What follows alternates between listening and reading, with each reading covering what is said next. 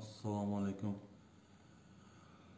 Tuğanlar, size menen geçki efir tuğanlar. Sebebi bugün gününüzü vakıtım olmay kaldı. Geçki girgine tura geldi. Bugün özünüzдөр bilgендей биздин патриот жигитибиz, мындай айтканда биз курактагы жигит, активист, бывший депутат, экс-депутат Бактыбек Калмаматовду камап салышыптыр. Эми бул жигитти камаган менен бул бийлик, мыйзамсыз бийлик абир таппайт. Анан аз келгенсип ошол камаганда дагы туугандар сот процесси башында эле бузулуптур туугандар. Сот процесси бузулду дегеним себеби булар жабык өткөзүптүр. Баягы Бекенов деген судья бар экен, Турат деген. Ошол жабык өткөзүптүр. Бул мыйзамдын бузулушу ушул жерден башталып атат туугандар. Биздеги судьялар мына райондун соттору, жогорку соттун соттору, эми кайсы сот болбосун, ошол мыйзамсыздардын приказын аткарышып атат. Ошол судья мен курактуу бала экен, 84-жылкы экен, Бекенов деген судья, Баткен областынан болот экен. Жаш эле, биз курактуу 36-37 жашта экен да. Мен бүгүн эскертип кеттим туугандар. Бул судьянын ушул мыйзамсыздардын приказын аткардыбы? Бул жерде мыйзамсыздардын приказы ким бул жерде? Бул жерде ГКМБнын төрагасы Ташиев, мындай айтканда, өз баягы амбициясы дейсизби, бак өзүнүн жеке өзүнүн кызыкчылыгы үчүн өзүнүн баягы өч алгысы келгенби? Же Бактыбек Калмаматов сын пикирди өтө катуу айтты, булардын аброюн шек келтирди, мен түшүнбөдүм, бирок сын пикирди булар кабыл алыш керек болчу. Эми ар бир эле сын пикир айтса, ошого эле камай берсе, биздин Кыргызстан жакын арада Зекстан болуп калышы мүмкүн, зектердин мамлекети болуп калышы мүмкүн. Мына азыркы отурган жигиттер, Молдокматов, күнөөсү жок. Күнөөсү ошо Садыр Жапаровду түрмөдөн мыйзамсыз алып чыккандыгы туугандар. Тилекмет Куренов, ошол да Тилекмет Куренов дагы 6-5 октябрь күнү түнү караган, 6 караган түнү Садыр Жапаровду Молдовановкадан строгий режимде мыйзамсыз алып чыккандыгы туугандар. Ал Бактыбек Калмаматов. Бул да эмне күнөө? Бул киши Бактыбек Калмаматов ажыга кетип аткан кезинде, бул мындай айтканда, эми чоң мындай Кудайга ишенген биздин жарандар көп, мен силерге айтып келем туугандар. Мына ажыга өз сапарын алып атып, ушул ниети менен кетип атканда, азыркы адалыраак деген арам менен адалдын айырмасын билбеген азыркы мыйзамсыздар. Мындай айтканда, сууну мен жутуп алдым дегендер, сууну мен ичип алдым дегендер. Ошол ишке барышты. Мен сиздерге айтып кетейин. Бул Ташиевдин приказы туугандар. Мен өзүмүн информаторлоруман билдим. Бул жерде Ташиев приказ берген туугандар. Бул азыр бизде баягы кош бийлик деп калдык дейбиз. Азыр Садыр Жапаров менен Ташиев камчы Кыргызстан мамлекетин башкарып калчалдап аткан кези туугандар. Эмне үчүн биз кыргыз эли ушого окшогон сабатсыздарга, билимсиздерге, мындай айтканда дөперастерге, ачык айтайынчы, дөперастерге, түрмөдө отурган заключенныйларга, анан психбольницада учетко тургандарга биз баш ийишибиз керек. Мен башында айткам туугандар.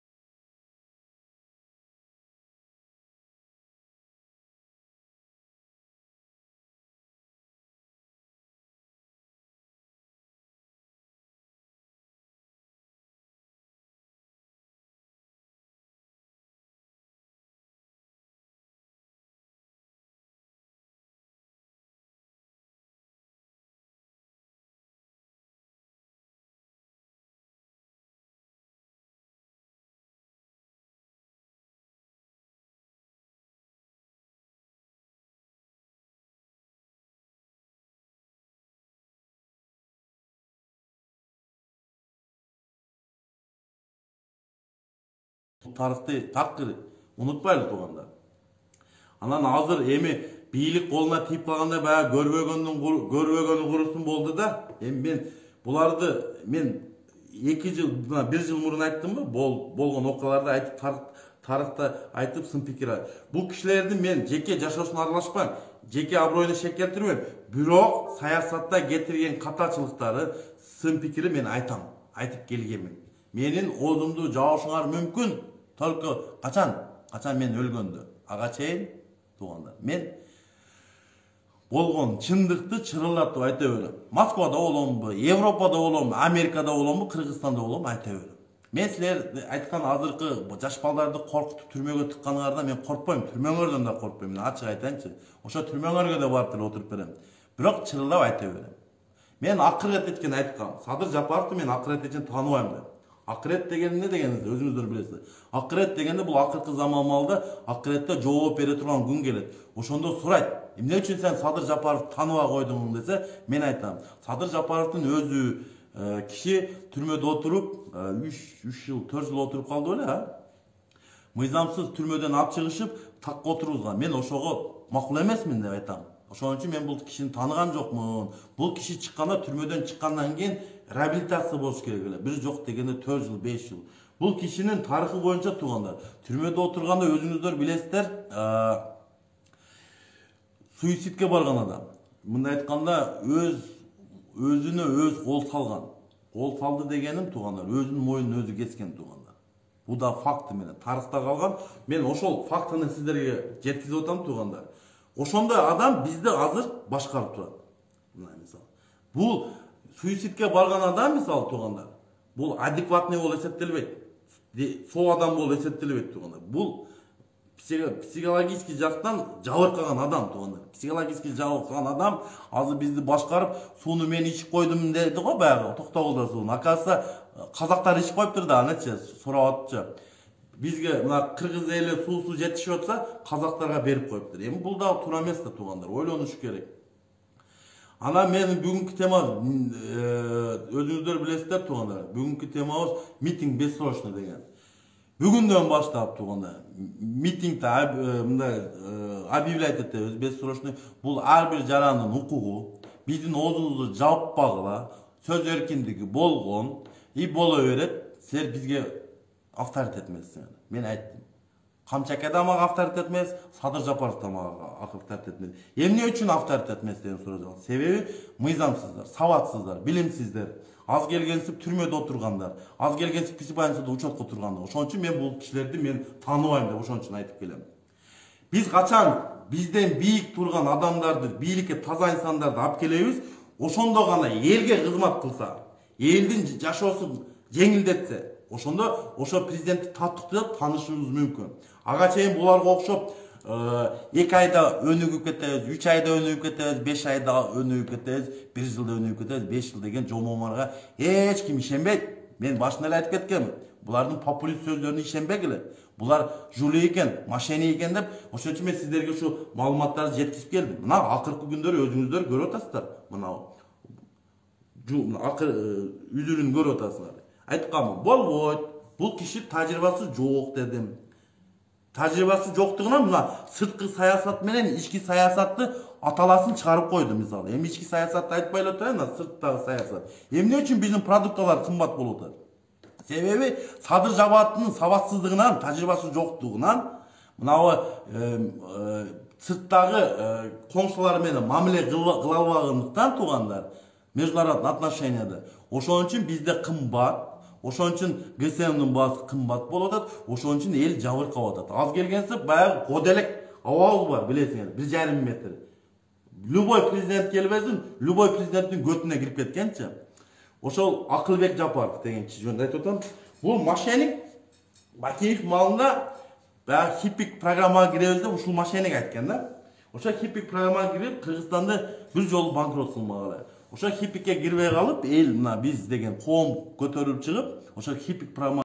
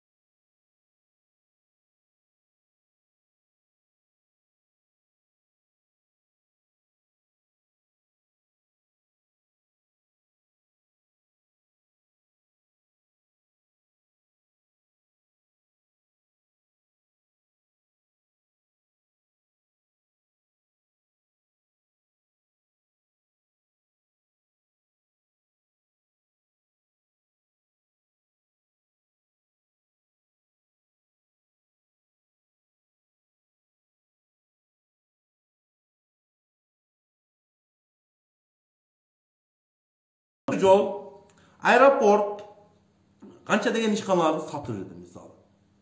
Бул ким? Садыр Жапаров ким? Биздин ордубузга решать этип өзү сатып жүргенге ким? Мен Садыр Жапаров таныган эмесмин.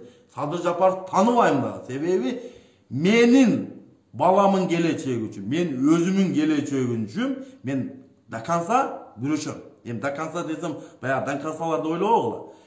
Мен söz erkinligi bola berет. Men ayta berem, sözümden qaytpayım ben. Men tükürgön sözümü albayım. Geçirim da surabayım. Men erkek bolam, men bilmem bayağı okşop 200-300 adamlarda bilesizler de geçirim sura verip, geçirip koyuyoruz, sizi bilbey kalıpız, şunda kıyın ekenizde. Ja, андай emez tuğanlar. Men bolgon, bizdin Kırgız sayasatındagı kemçiliklerdi ayta otam tuğanlar. Emi bizdin Kırgız Respublika mamleketinin tuğanlar. Taqdırı qanday bolat? Biz uşul akmaktарды, дөперактарды ушинтип тим койсок, унчукпай койсок, балдарыбызды каматып койсок, не деген күн келет? Biz ошол Түркменистандагы режимге туш келебиз тугундар. Ошол Түркменистандагы режим кандай? Түркменистанда söz erkinligi жок тугундар. Басмырлайт, элди кыйнайт, кут ошондой болот. На, ошол учур азыр кел. Продуктанын баасын айтпайын, ГСМдин баасын айтпайын. Газ тугундар. Газдын баасы өстү тугундар. Мына о жаңы жылдан баштап ысык суунун баасы өсөт, муздак суунун баасы өсөт. Ана, ошондо көрөбүз, ошондо кандай кыйкырып чыгат экенсиңер. Мен ойлойм тугундар, келиңиздер, биригели. Акылды insanlar бар bizde, таза insanlar бар. Азыр бул билимсиздерди, мына азыркы мыйзамсыздарды биз мыйзам чегинде импичмент жарыялайлы. Биз кол чогултуп туган, буларды кетирсек болот. Кол чогултуп. Кандай кол чогултабыз? Биз бул бийликке ишеним ашырбай калдык деп туруп, Садыр Жапаровду отзывать этип, импичмент жарыятып, уголовный дело козготуп, же түрмөдө, же качат тугандар. Ошондой болушу мүмкүн. Эми мен жеке өзүм пикирим тугандар, эми анализ чыгарып атам да. Садыр Жапаров качышып кетиши мүмкүн тугандар. Бирок мына Камчыбек акама кыйын болуп калат. Камчыбек акама эмнеге кыйын болуп калат десеңер, Камчыбек акамдын тагдыры мына Суталиндин тагдыры болот. Генерал Суталиндин таанысыңар да, Бакиев маалында ГКМдин төрагасы болгон. Ошол 10 жыл отуруп чыгып, кечегинде рак болуп калган, эмне болуп калган, ыйлап элден кечирим сурап чыккан, эсиңиздерде бар. Ошол тагдырга туш болот деп айтып эскертип келип атам. Эми бул эле эмес. Булар өзүңүздөр элестетип көрсөңөр, бийликке келгенден бери эмне иш кылды деген суроо жаралат. Булар келгенден бери только өздөрүн акташты. Ташиев өзүн актады, Садыр Жапаров өзүн актады, Талат Мамытов актады. Анан Ташиевдин баласы, баягы балон урдаган баласы акталды. Шайыр деген үкасы акталды Ташиевдин. Садыр Жапаровдун эжеси акталды. Эжеси карындаш баягы Инвестискөл банк деген Родоста жүргөн, международный Родоста жүргөн, онусун акталды тугандар. Баткен окуясы тугандар. Баткен окуясы 44 жараныбызды сактап калсак болот эле тугандар. Бирок ошол 44 жарандын өлүмүнө түздөн-түз Садыр Жапаров менен ГКМбнын төрагасы Ташиев күнөлүп тугандар. Эмне үчүн деген суроо жолот. Себеби тажрыйбасы жоктугунан, билимсиздигинен ошол чек ара маселесин чече коебуз деп нерсе афера кыла коем деп ошол 44 жаранды бейгүнөө өлүп кетти. Себеби ошол 44 жаранды сактап калганда болот болчу дегеним 2 күн Бишкекте бийлигин коргоп жатып алды Садыр Жапаров. Белки досу Европадан учуп келгиче, частный самолет менен. Эл Садырды колдойт, народный артист РФСР дейт. Майка, народный дейсиңби, международный артист дейсиңби, мага баары бир да, туурабы? Мен болгон чындыкты айтып атам. Айта берем, айтып келгенмин. Сөз эркиндиги болгон, боло берет тугандар. Ким болбосун, президент ким болбосун, ката кеттиби, ката жерин айтам мен. Мен коркот турган бир Кудай тугандар. Эми Кудай кааласа, иншалла өмүрүбүздүн баарыбыздын өмүрүбүз узун болсун. Бирок мага ушул жаш балдарды, мен курактуу жигиттерди, патруль жигиттерди камагандыгы мен буларга аброй алып келбейт дедим. Айбирсиздер деп коем. Себеби булар коркок. Коркок. Булар үйдө батыр жоодо жок. Рахманга учуп барып келди го. 44 жараңыздан 40 чыкпай туруп учуп барып келди го, туурабы? Ана камчакам кечирим сурап берди ошол жерде, извините деп. Анан эмнени сүйлөйсүз дегенде. Кече Көкташ деген айыл бар, Баткенде, өзүңүздөр билесиздер. Ошол жерде биздин жарандардын үйүнө кирип келип ок атып жүрсө, булар эки дос футбол ойноп жүрөт. Булардын футбол ойногонду кыргыз элине кызыгы да. Эми буларды ушул билимсиздерсе, ошо билимсиздердин ичине бизде бир Кызтеке Байсалов деген бар. Эми Кызтеке деген эмне? Бул Кызтеке деген же кыз эмес, же бала эмес, туугандар. Бул киши азыр вице-премьер-министр социальный жактан экен. Бирок интервью берип, ошо Садыр Жапаровдун ордуна жооп берип атат. Эми баягы Петр Первыйга салыштырып кетти да. Петр Первый ким, Садыр Жапаров ким? Петр Первый болотодан, мындай айтканда, саздан шаарылган, Санкт-Петербургден шаарылган. А бул абаңар баягы жомоктогу асман шаарын куруп коюп, дагы эле асманда учуп жүрөт окшойт. Садыр Жапаров бул популист. Садыр Жапаров ким десеңер, бул Жергалаң шахтасын иштете албай, банкрот кылып, канча деген адамды ишсиз калтырып, Кытайларга сатып жүргөн шахтасы бар. Onu эстен чыгарбаңыздар, туугандарым. Садыр Жапаров кантип не болуп бийликке келип калган эле айтпай деле койсом, өзүңүздөр билесиздер. Булар Жээнбековдер менен келишим түзүп, ошол Жээнбековдер менен ким келишим түздү? Ушул Ташиев түзгөн, туугандар. Ошончо Ташиев азыр кош бийлик болуп, досуна шерик болуп жүрөт, туугандар. Биз качан оңдолобуз, туугандар? Биз никогда оңолбойбуз, туугандар. Мындай айтып.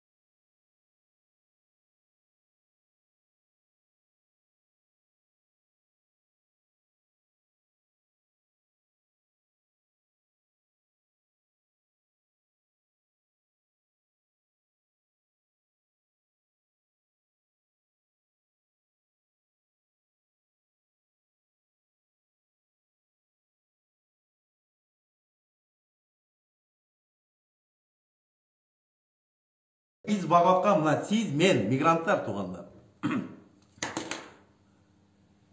Biz mına Kırgızstan'ın ekonomikasını karmap turgan sizler anan bizler degenimiz migrantlar tuğanlar. Jirgalbek Temir. Jirgalbek sөгүнбө, inim, sөгүнбө. мен чөккөндөр үчүн жаман болосуңардар силерчи. Şu дакансалар мен şu дакансалга айтып атылам да. Эртең абаңар кетет. Кандай болбосун кетет. Бүгүн кетпесе эртең кетет. Эртең кетпесе бүрсүнүн кетет. Мына өздөрү айтып чыкпадыбы, мен кетем. Демесе айтты. Өкөтөң айтты. Кудайым момин кылып коет. Кетем дедимби, кетирип коет туугандар.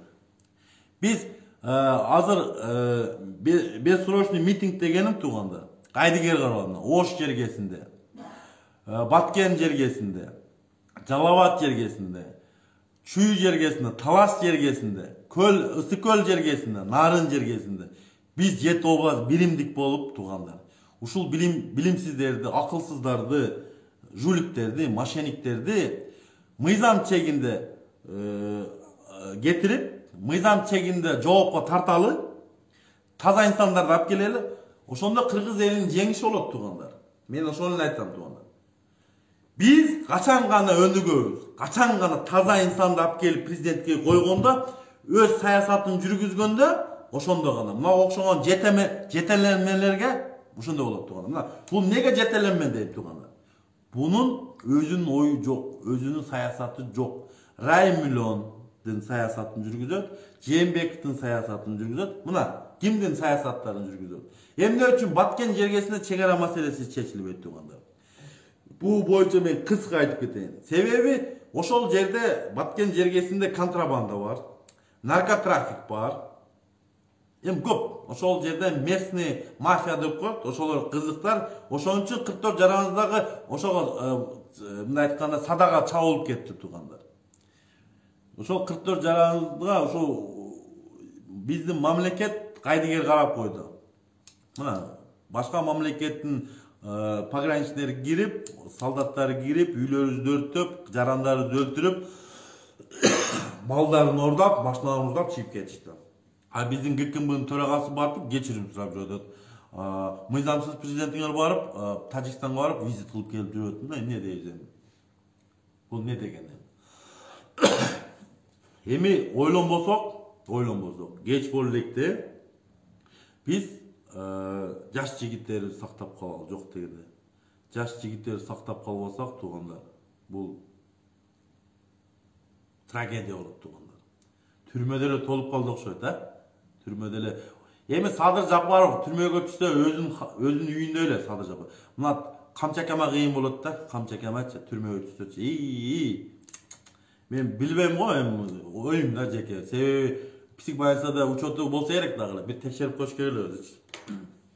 Туугандар, эфирди аяктап кетип атып, митинг туугандар. Эртеңден баштап ак үй болобу, көк үй болобу, Ош область администрация, Жалалабаддын область кайсы жерде мекеме, мамлекеттик мекемеси болсо, ошол жерге чыгабыз. Бул ар бир жарандын укугу туугандар.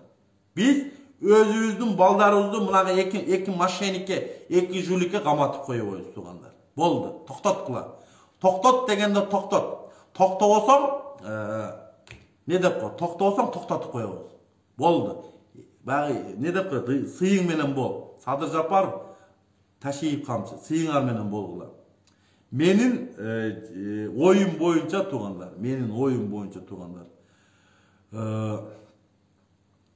ошол эле Тилекбат Куреновдун, Курсан Асанов жатат мисалы. Мен Курсан Асановдун талабын тарашпайм. Бирок Курсан Асанов, ал жерде бир эле Курсан Асанов эмес, Фарид Ниязов, Атамбаев, да кимдер бар? Аты өлгөр. Сегизбаев, Жеңиш Молдахматов, Тилекбат Куренов, азыр Бактыбек Калмаматов калмаган. Келиңиздер, биригели. Бириксек туугандар, бул мыйзамсыздардын ордуна коюп коебуз туугандар. Коркпоңуздар. Биздин баарыбызды камай албайт. Местада жок камай турган жерге. Мен ачык эле айтайынчы, азыр эми ойлоодо да түрмөгө апарып койсо коркуп калат деп. Эч ким коркпойт түрмөңөрдөн, ачык эле айтайынчы. Түрмөңөргө барса бекер тамак берет, жок дегенде кайтарат охрана. Туурабы? Жашоо жакшы эле түрмөдө делечи. Эми зато адилеттүүлүк үчүн, чындык үчүн мына мыйзамсыздардын баягы өзүнүн жеке амбициясы ошол. Булардын ою боюнча булар мындай болуп атат да туугандар. Булар Садыр Жапаровдун эфирин көргөнсө, сотту баягы камалып атканда айткан. Bizge kандай jaza berilse biz de kutlu ошондой jaza berебиz. Aşıkça berбейбиz, kemçilik kem berбейбиz. Oşo öç alısın alıp atat tuğanlar. Biz öç alуу menen tuğanlar, öç alуу menen. Biz mamleketти алдыга жылдыра албайбыз. Булар түшүнбөйт. Мамлекет деген эмне экенин түшүнбөгөн. Кыргызстанда мамлекеттин канча бийлик бутагы барын билбеген адам анан каякта түшүнөт тугандар. Койгулачы. Токтотолу, главное токтотолу, балдарыбызды каматпайлы, келиңиздер биргеликте биригели дагы балдарыбызды алып чыгалы. Анан кийин ушул окшогон, мына окшогон Бекенов окшогон, Турат деген окшогон судьяларды жазасын беришибиз керек тугандар. Мына Бекенов мен лично, мен өзүм контроль кылам ушул балага, ушул судьяга өз жазасын кийинки бийлик келгенде ушул кишини биз эстеп калалы. Ар бир мындай список кылалы, элдик кыймыл кылалы тугандар. Элдик кыймыл ар бир судья кимге кандай өкүм чыгарды, кимдин приказын аткарды, Ташиевденби же Садыр Жапаровдун приказын аткарды. Ошолор жазып чыккыла тугандар. Тарыхта калсын. Бу акмактардын биз мындай жөн койбойбуз. Бул Бакытбек Калмаматовду үй камагына деле чыгарып койсо болот болчу, же жөн эле кое берсе деле болот болчу тугандар. Себеби өзүбүз кайдыгербиз. Өзүбүз ушул учурга өзүбүз күнөөлүүбүз. Мына тугандар. Эфирди аяктап атып сиздер менен мен Бекиев Эмил Маликович. Куда каласа жеңиш биздики болот, элдики болот куда каласа. Татыктуу инсан келет, мен ишенем. Таза инсанды алып барабыз куда каласа. Таза инсанды апарып президент кылып коюп, мына ошон билимсиздерди өз жазасын тарттырабыз бизчи. Мен эмес, биз кыргыз эли коом, биздин коом тугандар. Өзүбүздүн пээлибизди оңдойлу тугандар. Баягы пактакорлук, кошоматчылыкты токтотолу тугандар. Никогда ошол фейктер, азыр Садыр Жапаровдун фейктери иштеп атат. Мен көрүп турам, көп байкайм. Бул фейктерге көңүл бурбайсаңыздар, бул жөн эле бир кабинетте бир 20, 30, 40 адам бир 100дөн аккаунт ачылган, ошентип эле иштешет тугандар. Анан мындай болуп кетти. Садыр Жапаров келгенден бери Кыргызстанда туңгуюктан түшүп, эми кайта туңгуюктан экинчи туңгуюкка түшүп кеттик тугандар. Жылыш жок, экономика нөл, Кумтор банкрот, ана тугандар. Садыр Жапаровга 100 жыл берген учурда деле, 200 жыл берген учурда деле ушул акыбал тугандар. Келиңиздер, акылдуу бололу, биримдикте бололу, ынтымактуу бололу, Куда каласа татыктуу инсанды биз бийликке алып келсек, мына көрдүңүздөр, кече эле шайлоо, например, шайлоону бурмалап коюшту. Gördük da 10 parti ötkөн баягы экран өчкүчө тура 10 parti өтүп кеткен. Анан кайта эле экран өчкөндөн кийин 6 parti болуп калды. Тура эмес да. Анан ошого деле моюн сунуп, анан ошого деле ишенсек тура эмес болуп калабы дейм да. Саламатта калыңыздар, аман болуңуздар. Митинг бесрочный башталды. Мен эстафетаны Кыргызстанга берип атам тугандар. Мен бул Москвадан мен ар бир активист менен сүйлөшүп, эртеңден баштап митингди баштайбыз тугандар. Эфирден, Facebook'tan кайсы сол такматтан болбосун тугандар. Ак үй, көк үй болобу, башкасы болобу бардык жерге барып, ошол жерде талап кылып, болбосо президенттик мисансыз болсо да президенттик милдетин тапшырып кетсин. Биз башка шайлоо өткөзүп, таза инсандарды алып келебиз. Саламатта болуңуздар.